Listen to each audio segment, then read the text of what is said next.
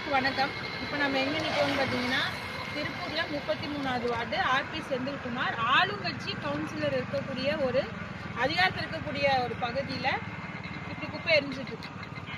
இப்போ முதலிபாளையம் விடுவாய் போன்ற பகுதிகளில் குப்பை கொட்டக்கூடாதுன்னு நாங்கள் மக்கள் போராடுறாங்க. இப்படி இருக்கிற குப்பைகளை கொண்டு போய் எங்கே டம்ப் பண்ணுறதுன்னு தெரியாமல் இப்படியே போட்டு வச்சு இப்போ எரிச்சிட்டு இருக்காங்க. இப்படி கிட்டத்தட்ட ஒரு நாளே ஆல்ரெடி ஒரு 10 அடிக்கு மேலே குப்பையை கொட்டி ஃபுல்லாக இதுலேருந்து கிட்டத்தட்ட ஒரு 500 மீட்டர் எரிச்சிட்டு இருக்காங்க. குப்பை மேலாண்மை நாலேஜ் வந்து ஜீரோ நாலேஜ்.